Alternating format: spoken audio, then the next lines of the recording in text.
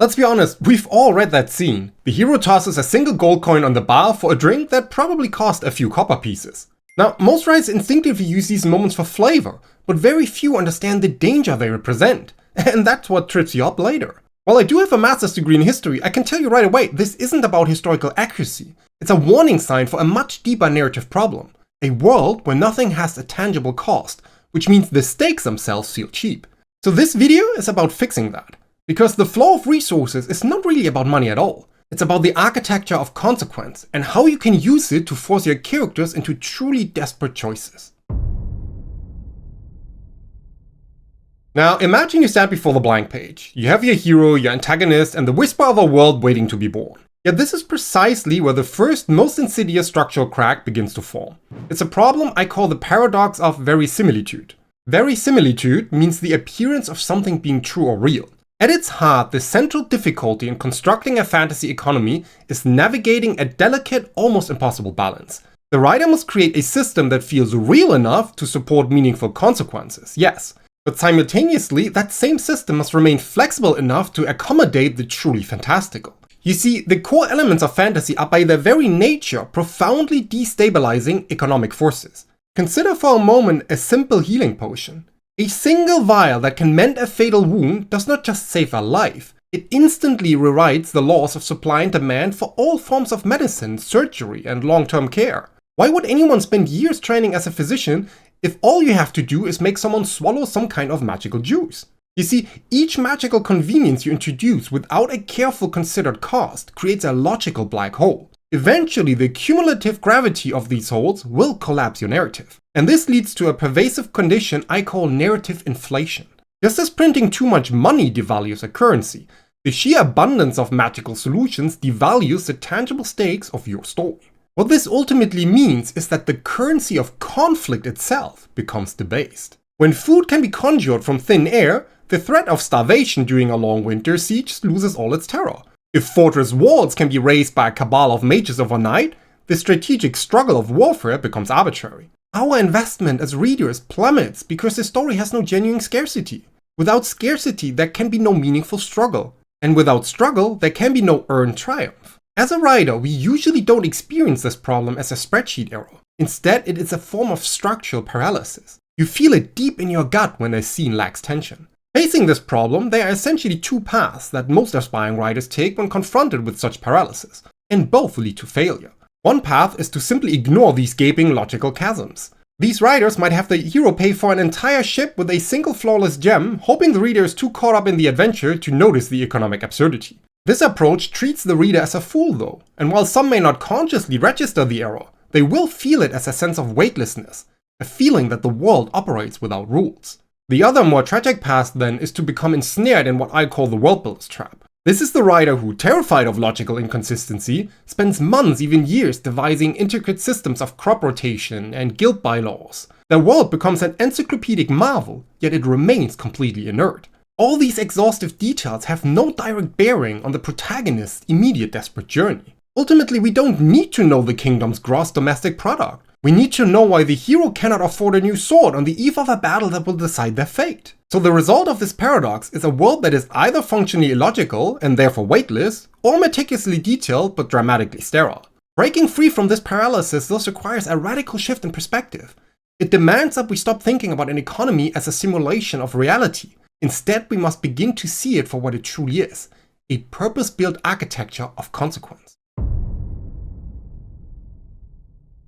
So, how do we begin to construct a system that is both logically sound and dramatically potent? Well, we must first lay a new foundation. This requires moving away from the aesthetic details of coins and caravans, and toward the invisible architecture that gives those details meaning. So let me show you the three core principles upon which any functional narrative economy must be built. Principle 1 says, an economy is an architecture of consequence. As stated before, the goal is not to simulate reality. The purpose of a story's economy, its entire reason for being, is to create a closed, coherent system of cause and effect. Every resource in your world, from a bushel of wheat to a dragon scale, must possess an undeniable and non-negotiable cost. When I say cost, however, I want you to immediately discard the notion of just money. In narrative terms, money is often the least interesting price a character can pay. The true cost is almost always measured in a different, more resonant currency. It is measured in time spent away from a dying loved one, for example. It's also measured in the danger of a perilous journey into the monster-haunted dark. It is calculated in the social capital you must burn, calling in a favor from a friend you know you can never repay.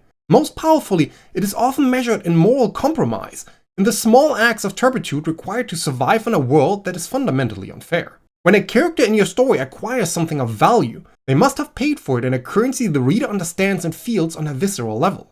A sword is not just 5 gold pieces. Perhaps it is 5 gold pieces that were meant to buy medicine for a sick child. A magical gem is not a convenient plot device either. It might be the very thing a rival faction is willing to kill for, meaning its possession paints a target on the hero's back. This is the engine of consequence.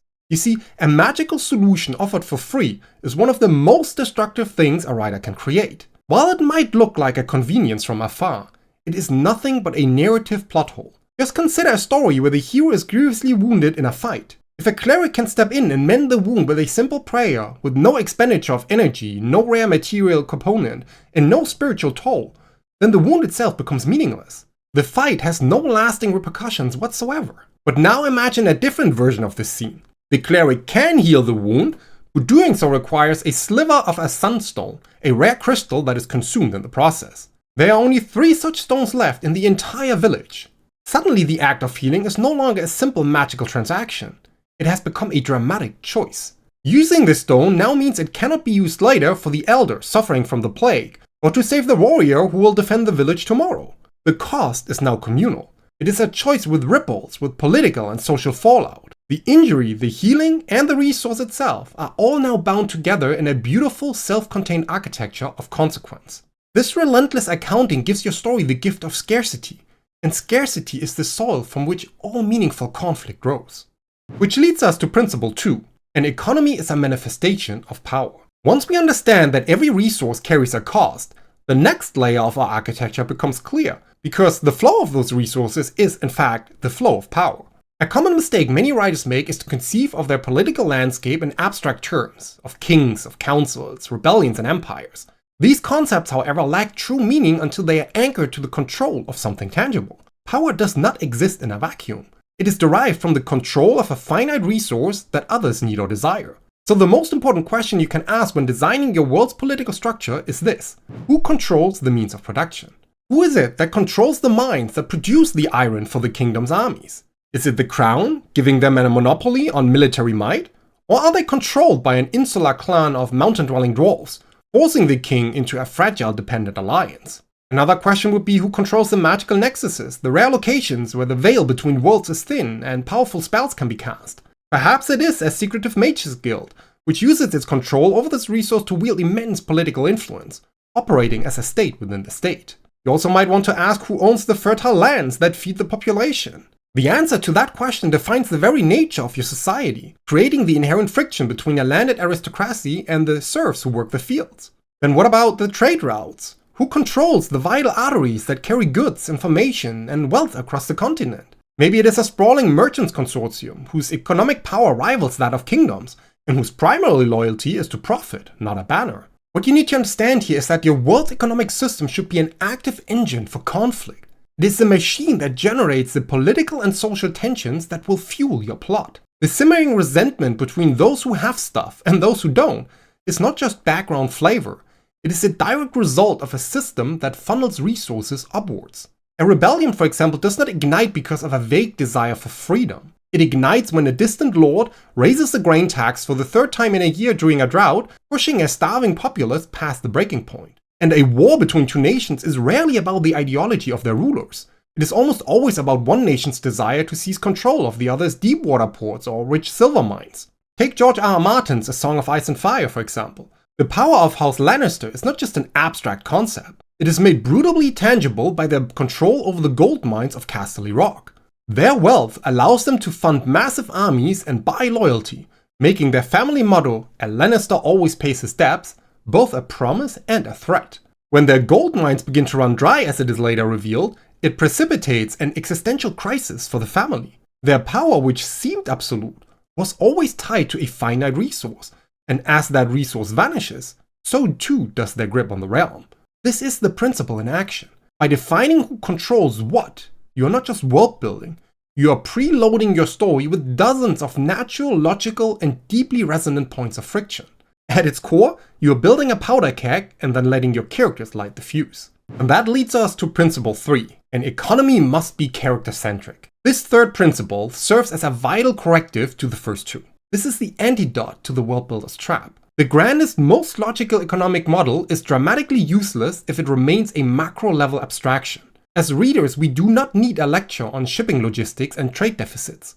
But we absolutely need to feel the protagonist's rising panic when they learn the price of passage on the last ship leaving a doomed city has tripled, and they are 2 coins short. The abstract must always be made personal. The economy serves the story by creating restrictions, obstacles, and desperate choices for the characters we follow. Think of the beginning of Star Wars: A New Hope. We are introduced to the immense galaxy-spanning conflict between the Empire and the Rebellion. Yet the story is immediately grounded in a desperate personal economic reality. Luke Skywalker is a moisture farmer on a desolate planet trapped by familial and financial obligation. Obi-Wan Kenobi then needs to charter a high-risk passage to Alderaan and must negotiate a price with a skeptical pilot. They find Han Solo, a smuggler deep in debt to a dangerous gangster. Their first critical negotiation is not about liberating the galaxy, it's a haggling session over the price of a ride. This economic pressure forces these disparate characters together. It grounds the cosmic stakes of the Death Star in the relatable desperation of needing to make rent or pay your debts. And this pressure must be constant and evolving. Your hero might begin the story as a penniless orphan, and their primary economic struggle at that stage is simple survival, like finding their next meal or mending their worn-out boots. Later, after they have found the magical amulet and become a celebrated warrior, their economic problems should not simply vanish, they should transform. Now, instead of needing to feed themselves, they might be responsible for feeding and equipping a small army. The scale has changed, but the pressure remains. Because now failure is no longer just going hungry, it is letting down the hundreds of people who suddenly depend on them. This is how character-centric economy functions. It acts as a persistent, realistic source of constraint that tests your hero at every stage of their journey. It forces them to be clever, to compromise, to beg, to steal, and most importantly, it reveals character by showing us what someone is willing to do when they have nothing, and what they are willing to sacrifice when they have everything to lose. Ultimately, these 3 principles, consequence, power, and character, are not separate pillars.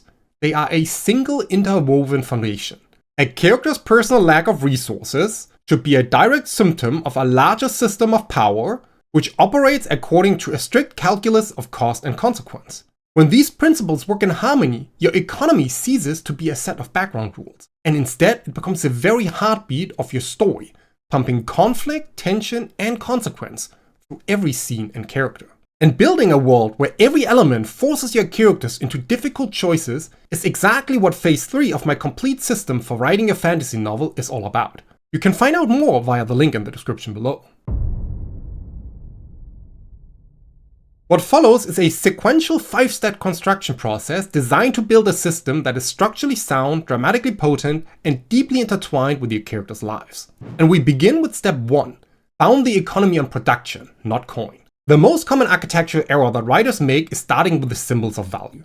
They meticulously design the gold, silver, and copper coins of the kingdom, perhaps even stamping them with the profiles of forgotten kings. While this can be a fun aesthetic exercise, it is fundamentally backward. This is like trying to design a tree by starting with its leaves instead of its roots. A symbol of value is meaningless without an understanding of the value it represents. So a truly robust narrative economy must therefore be built on foundation of tangible production. The first and most important question you must ask is not what is my currency, but rather what do my people make and what do they need to survive? Answering this question forces you to ground your world in the raw elemental reality of human struggle. The source of the production will define the fundamental character and labor of your entire world. Perhaps your civilization is primarily agrarian.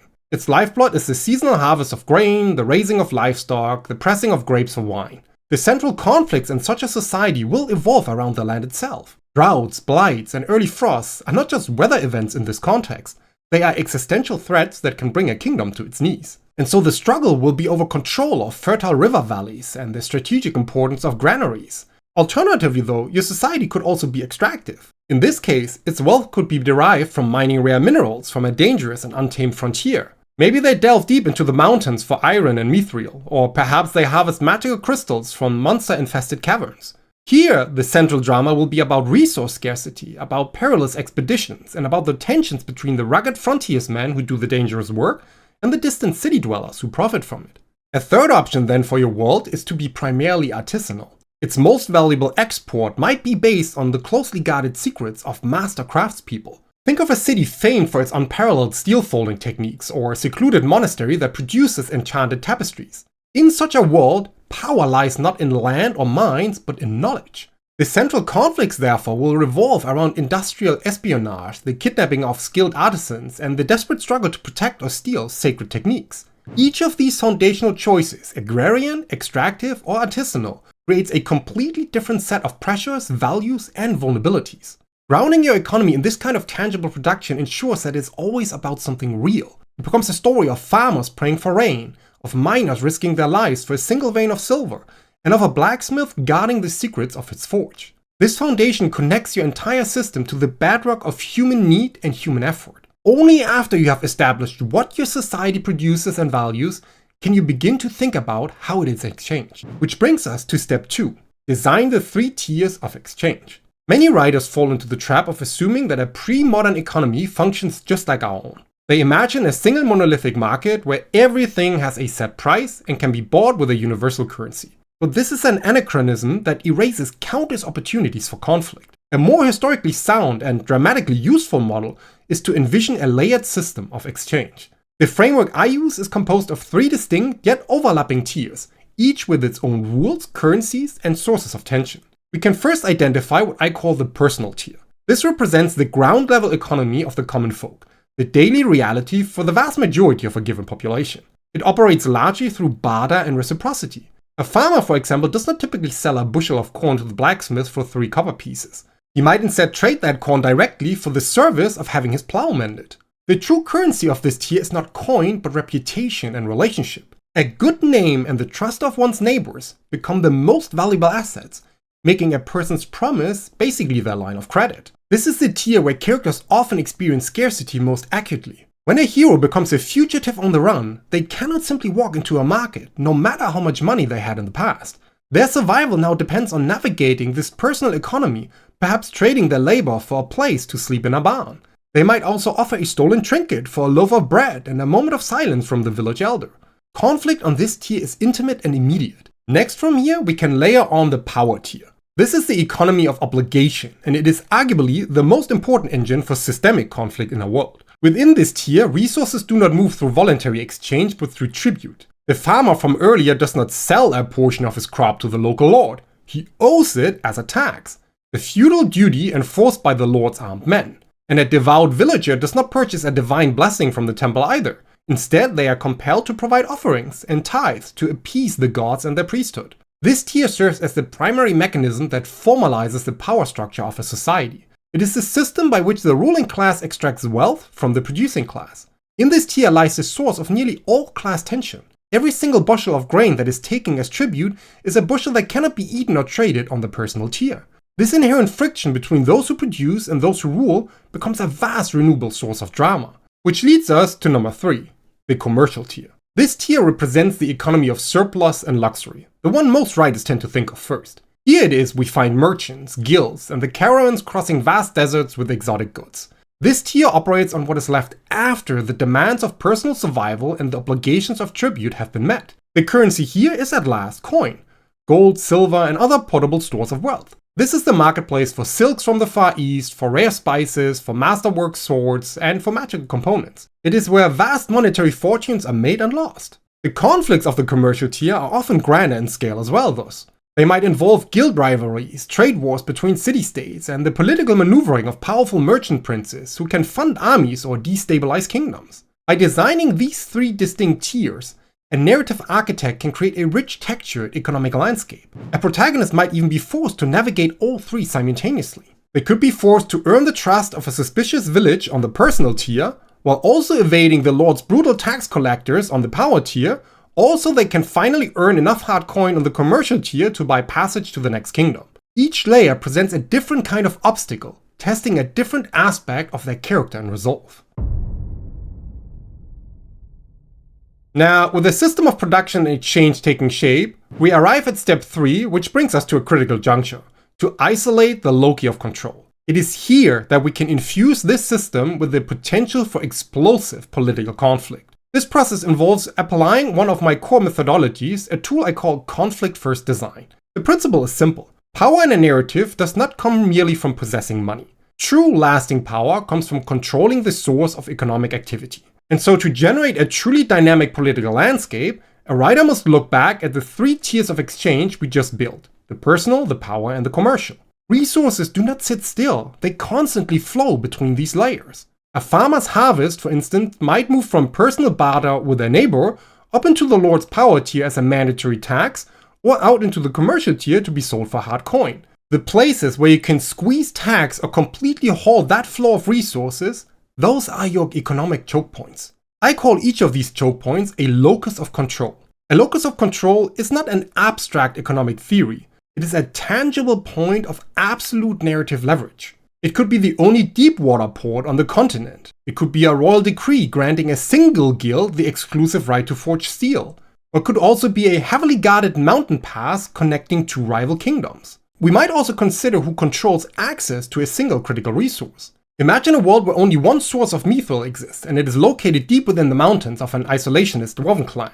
Suddenly this clan holds immense leverage over every kingdom that needs mithril for its elite soldiers. This single locus of control creates a delicate, tense geopolitical situation where kings must engage in careful diplomacy or risk a devastating war just to acquire vital material. A story then could be born from the perspective of the young dwarven diplomat sent to negotiate with the greedy humans, or the human knight sent on a desperate quest to find an alternative to mithril. These kind of important questions to find the loci of control in your world can even apply to labor itself. I mean, who controls the workforce, for example? If a decadent empire relies on captured slaves to work its fields and mines, for example, the writer has created an inherently unstable system. The control of this resource is a locus of immense power for a slavers cartel, yes, but it also creates a constant underlying threat of a massive slave revolt, a perfect powder cake for a protagonist to ignite. When you quite deliberately decide who owns these loci, you instantly create systemic friction. Every single one of them becomes a natural hotbed for political maneuvering, for war, and for rebellion. Which brings us to step 4, architect the shadow economy. For every system of control, humanity will inevitably create a way to subvert it. A black market will emerge to challenge any monopoly. So let me show you another tool of narrative architecture, a concept I call law and loophole. The official systems designed in the previous steps, the tribute, the guilds, the monopolies, these constitute the law. This law establishes the formal power structure of the world. The loophole, in contrast, is the corresponding shadow economy that rises to defy, circumvent, or profit from that law. This shadow economy is some of the most fertile ground for storytelling. It is the natural habitat for rogues, for rebels, for smugglers, and any desperate protagonist who is forced to survive outside the established lines of society. Architecting this layer should not be seen as an afterthought. It is an essential step in creating dramatic entry points for your characters. Let's see how this works in practice. Suppose in a given kingdom, the crown has declared a royal monopoly on the salt trade, which ultimately makes this the law. In this kingdom, salt is essential for preserving food as well, making it a life or death resource. By controlling it, the crown can tax it heavily and keep its populace dependent. Now, the corresponding loophole we could design here is the rise of salt smugglers. A hidden cove on the coast where illicit salt is brought ashore by daring pirates and sold tax-free could now become a vital hub of defiance. This location will represent a stage for drama and a place where a hero might go to hire a shady captain or to make contact with the rebellion. You see, the relationship between law and loophole is always a symbiotic one. The stricter the law, the more lucrative and dangerous the loophole becomes. If a central temple declares that usury, the lending of money at interest, is a mortal sin, then criminal organizations will step in to fill the void, creating a powerful underworld of loan sharks and debt collectors. Which leaves us with the 5th and final step: embody economics and culture. This step is perhaps the most crucial. It is the one that transforms a carefully constructed system from an abstract set of rules into a living, breathing world. I cannot emphasize enough that an economy is not a spreadsheet. It is a cultural force that profoundly shapes how people think, how they act, and what they believe. A society's economic foundation dictates its values, its rituals, its virtues, and its taboos. So to make a world feel cohesive and deeply lived in, it is powerful to show how its economic architecture manifests in the observable behavior of its characters and their culture. Consider a society built primarily on seafaring trade. Its entire existence depends on the perilous whims of the ocean. The cultural values that arise from this foundation will naturally center on risk-taking, on boldness, and on certain fatalistic courage. Their rituals will involve blessing ships before a long voyage and honoring the drowned with solemn ceremonies. The greatest heroes of the society will be explorers who discovered new lands, and their most reviled villains will be pirates who prey on their own people. Their very language might reflect this reality with idioms like a fair wind for good luck or a kraken's death for an impossible situation. And in order for you to understand how important this is, try to contrast it with a society of stoic mountain miners. Their lives are defined by grueling labor, by endurance, and by the deep claustrophobic dark. The culture will reflect this. Values here might center on clan loyalty, physical resilience, and a stubborn distrust of outsiders. Their rituals could involve coming-of-age ceremonies where a young dwarf must spend a night alone in the deep places of the earth. Legends in this place will not be of far-flung exploration, but of heroic ancestors who held a narrow path against impossible odds. A common saying might even be as solid as the bedrock to denote trustworthiness. Do you see the impact this has? And it doesn't even end here. The way a society displays status is also a direct reflection of its economic base. In a merchant society, for example, wealth is often flaunted through fine silks, exotic spices, and large homes filled with imported art. For pastoral, nomadic people, status might be displayed by the number and quality of the cattle one owns. A beautifully crafted sword might be the ultimate status symbol for a warrior culture, while a library of rare books would be the same for a society of scholars. You see, the economy you design ripples out through the cultures of your world and ultimately into the lives of your characters. This final layer is what connects everything we have built directly to the characters. Now, by architecting a robust economy, you have reinforced a critical foundation of your world. But this very reinforcement also transfers an immense structural load onto the next pillar of your story, its political system. All the friction you've generated from this economic engine will feel directionless without a political apparatus designed to weaponize that tension. So watch this video here next and learn about 7 bizarre historical systems that can drive your entire plot, including a government where officials are chosen by lottery and one where a new sultan's first legal duty is to execute his brothers.